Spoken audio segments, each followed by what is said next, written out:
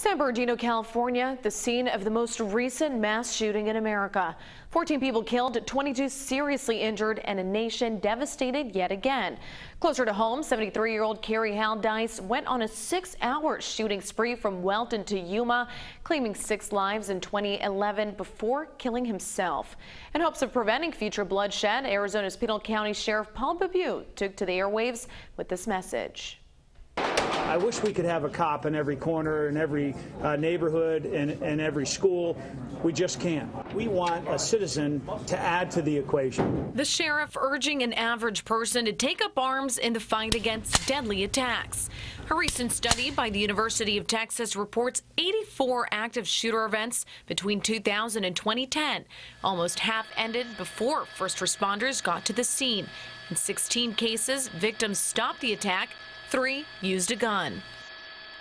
I met with Yuma County Sheriff Leon Wilmot, who serves as president for the Arizona Sheriff's Association.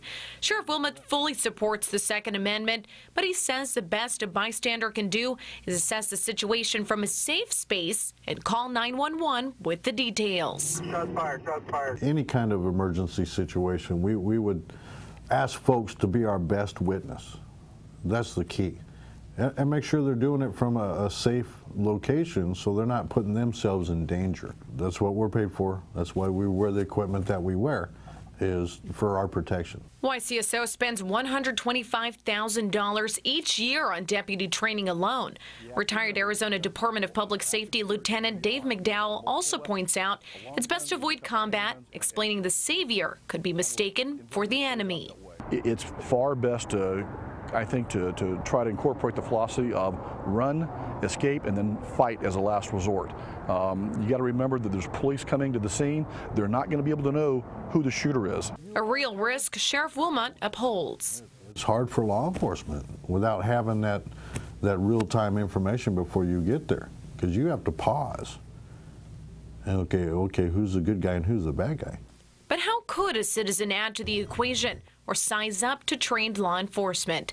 To find out, I headed over to a local gun range for a first-hand lesson in gun safety.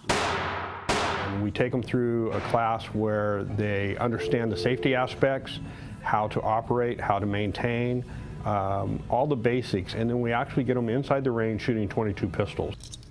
The range offers follow-up courses for the public to continue firearm education.